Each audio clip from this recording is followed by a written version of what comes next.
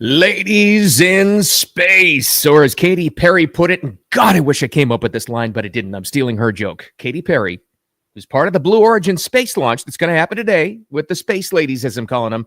She had the greatest line of the whole thing. She said, "We're putting the ass in astronaut." That's a great line. I mean, come on. You got to give her credit on that. We'll talk about that. I like when we have something fun to talk about, but the Space Ladies launch will happen today. Oh, hopefully, fingers crossed, and everything goes okay.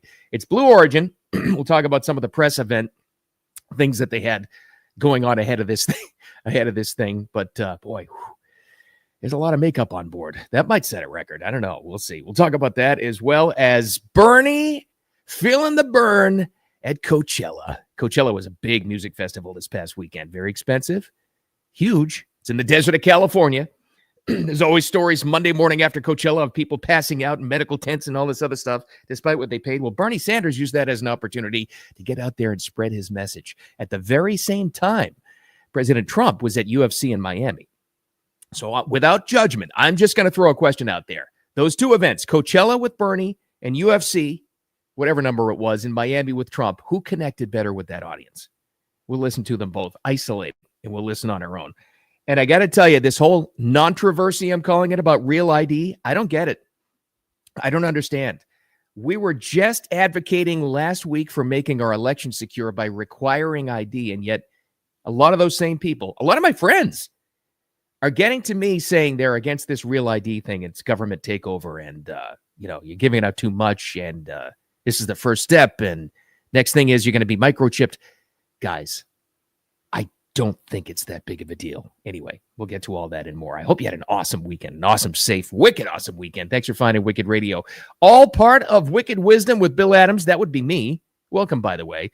You can find that on all of the socials. Just look for Wicked Wisdom with Bill Adams on YouTube and Facebook and the audio podcast, wherever like to get your platforms. And those podcast numbers, the daily listens going up and up. So people still love audio. That shocked me too, but thank you so much for being here. Let's get to it, shall we? Big space launch today. And if you're listening to this later on to the podcast or you're watching the replay here on X, hopefully this is the story. It's long gone already, whatever. This story about the ladies in space with Blue Origin. This is the Amazon rocket ship. This is all about the buildup, right? Because who's involved here? So if you're listening to this later, it's already happened. Everything went off fine. They launched from Texas, or I think it's Texas, and they came back safely, and everything was cool. And the ladies involved are Lauren Sanchez, basically Mrs. Bezos, right? Katy Perry, Gayle King, Amanda Nguyen, I don't know who that is, Aisha Bowe, Carrie Ann Flynn, and they're going on a rocket called the New Shepard. Now, they did all kinds of advanced promotion for this whole thing. That's where we got the awesome Katy Perry line, "We're putting the ass in astronaut." God, that's a great line. That's why they have her. She understands marketing for this thing. I don't think it would have as much interest if Katy Perry wasn't involved, got to be honest with you. So I did a lot of pre-prep video, and like I said, boy, they were dolled up for this thing. That's neither here nor there. And they spoke to not Bezos, not their Lord and Savior, Jeff Bezos, not the sugar daddy behind this whole project. In this video, they were speaking to the rocket itself, which is called New Shepard. I thought this was kind of weird. Thank you so much. We love you. We love you. Bring us back safe. We're so grateful. We're counting on you. We're counting on you. We believe in you, too. I guess you'd have to. This is the rocket that's going to take them. They do seem nervous. There's a lot of nervous energy. And what are the benefits to this thing, right? Well, I mean, it increases more interest in space and technology, which I think is very important. So I'm all in favor of that. They may get some experiments done. That would be great, too. It's great promotion. From a business angle, I think it'll bring more, hopefully, private company investment for space exploration, which is very important. So it's all good. It's all good. I have no criticisms of this whatsoever. So let's just hope that they get back safely. And like I said, if you're watching or listening to this later on, it's already happened and everybody's fine and nobody had any freakouts. There were no technical problems. Everything is cool. And I've already seen this, and you're not going to get me. You're not going to trap me. You're not going to make me make the joke about an experiment on board this thing about the effects of zero gravity on silicone breast implants. You're not going to make me make that joke. You can make that on your own. I'm not going to make that joke. Okay, so you share that privately at work later on today, not me. All right. What else happened this weekend? Coachella happened.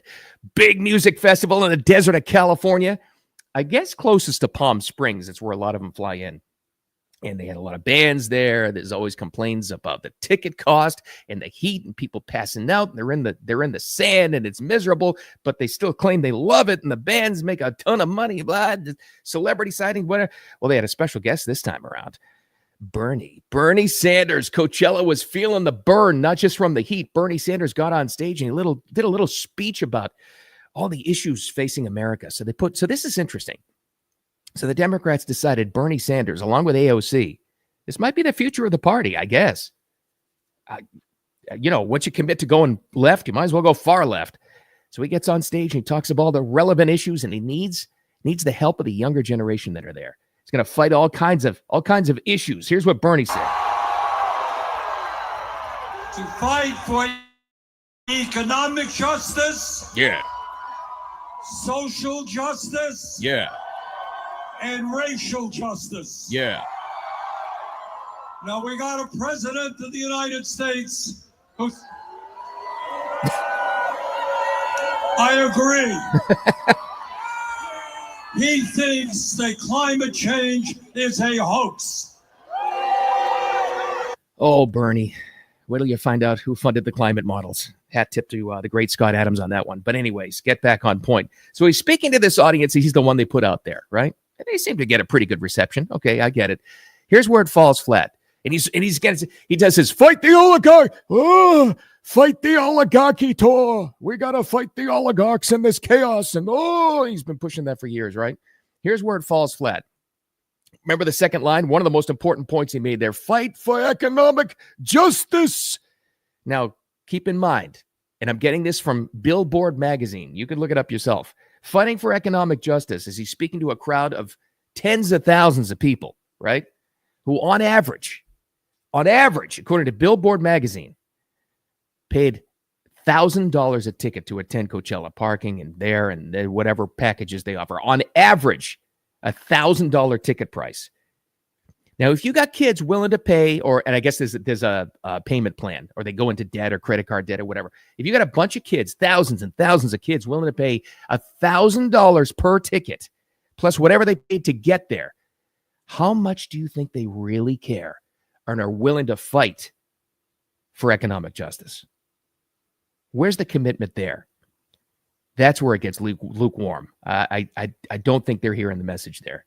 It was just a chance to rage against President Trump, I guess. I don't know. But that fell on deaf ears because those kids don't care about economic justice when they're dropping that much money. Now, just about around the same time as Coachella was feeling the burn out there in California in the desert, you had Trump in a different kind of heat in Miami. Big UFC event on Saturday night, as he always does, and they make a big deal of it because he realized, remember the old days they used to have a lot of Republican presidential candidates or just any political candidate. They used to go to NASCAR events, and they call them the NASCAR dads, which is still a thing.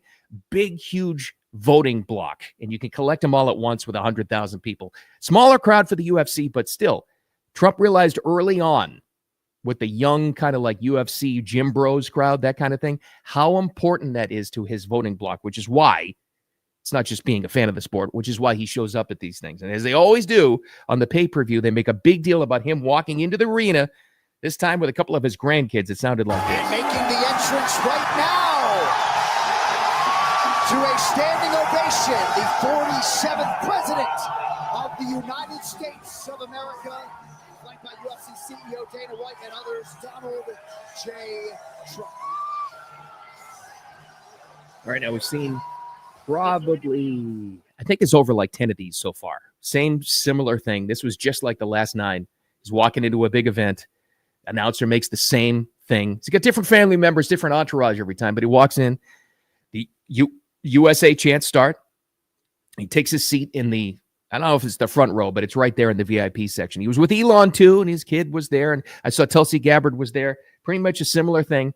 Didn't speak, but what was amazing to see what were the kind of high-profile personalities that came over to talk to him. Shaq was there. That pissed off all the lefties. He was there. Many of the fighters came over. and congratulated him or said hi or whatever. They, left-leaning UFC fans didn't like that either. A lot of the people in the crowd, influencers, if you want to call them that, all came over. And Trump, besides the little personal interactions, didn't say a word.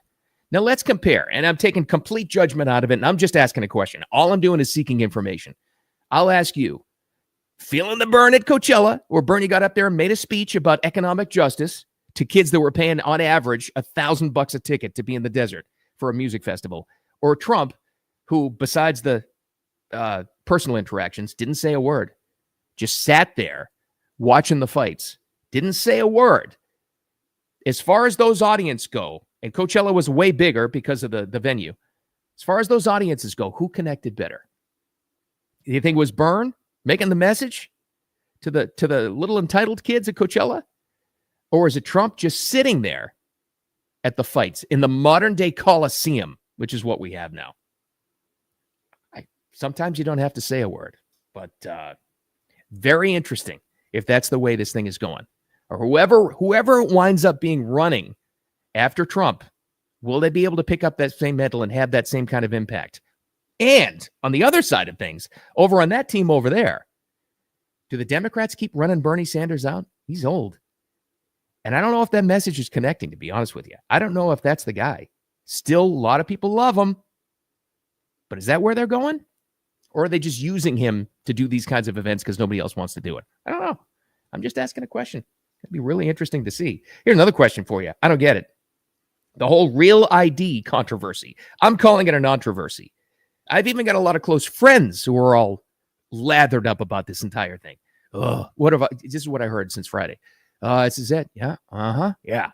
This is how they get you. Government overreach. Yep. Next thing. They're going to put the microchip in you. Okay. Well, let's slow the roll on that thing for a little bit. First of all, let's start it all off. This is what started the nontroversy.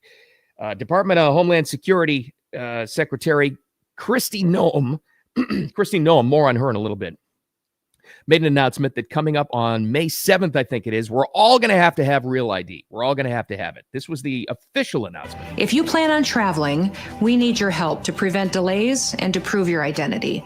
Get a real ID. Starting May 7th, you will need a real ID to travel by air or to visit federal buildings in the United States. These IDs keep our country safe because they help prevent fraud and they enhance security. Okay. All right. There's that. And I get that people don't like deadlines. And I really, truly get, because I heard it all weekend long, I truly get that people don't like overreach. They don't like government overreach. I understand that. But guys, trust me, you're not going to find anybody that doesn't like government overreach as much as me. But I'm telling you, as a Floridian, and I've been down here for a long time, I was trying to think when I first had, my whole family has had real ID. For me, I think it was as far back as 2013 I've had this thing. 2013, I think it was around. Anyway, it's been a long time. I tell you what, it was through a driver's license renewal cycle. So I've had at least 2 IDs issued with real ID. And for us, it's a little star in the corner or whatever. But I think this is way bigger deal than we're making this out to be. And connected again to the SAVE Act, where we all want more secure elections and more secure ID. So if this makes things safer and more secure, and you want to give me a chance to prove that I'm a legal citizen here and I deserve all the rights and privileges of being one, and somebody who's not legal does not deserve them, real ID me all you want. Oh, you're just being a sheep for the government. Really? Because when you apply this to reality, they can find anything they want out about you at a moment's notice. Right now, they could spy on us from a satellite in space right now and shut my little live stream down. They probably don't because it's not big enough. But anybody could do anything. My life is boring. I don't commit a crime, and I'm a legal citizen, and I want to be recognized as American. Personally speaking, and maybe I'm all wet on this, I personally have no problem with this real ID if it makes things safer. I don't get it.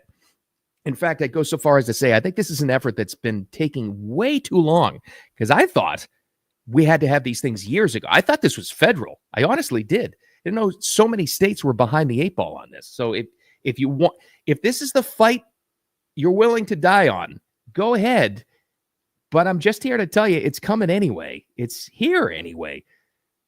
If you don't commit a crime and you're a certified American citizen, I don't think you should have a problem with this, guys. I think we're blowing this up a little bit too much, but maybe I'll be proven to be wrong. I don't know. Maybe this is the first step to the microchip. God, I don't know. Who the hell knows? All right. Hopefully by the time you're listening to this on replay, the ladies in space are safe and home, and they're all telling their stories, and there'll be a documentary, and nobody's silicone boob implant blew up and all that. Oh, you're not going to make me make that joke. No, you're not going to trap me again. No, I'm not going to do it. But anyway, we'll find out about that. The takeaway is, these are controversial times. Don't get all worked up about stories you don't have to get worked up about, like this whole real ID thing. I think anyway, that's my early take. That's my sense of the whole situation, reading the tea leaves anyway. And don't take any crap from anybody. That is for sure. Thanks for finding the podcast. Wherever you get the social media stuff, look for Wicked Wisdom with Bill Adams. You can find it everywhere. We finally have organized that into one complete concrete thing on YouTube and Facebook and the audio podcast, wherever you like to get those. And thanks for the downloads and the subscribes on the audio podcast. That's where you know that another one's coming up. And this usually gets posted right after we're done here, usually about 9 a.m. Eastern time. So with that said, it's only Monday. We've got a long way to go, but it's going to be a wicked awesome week. So start it off today, and we'll talk to you tomorrow.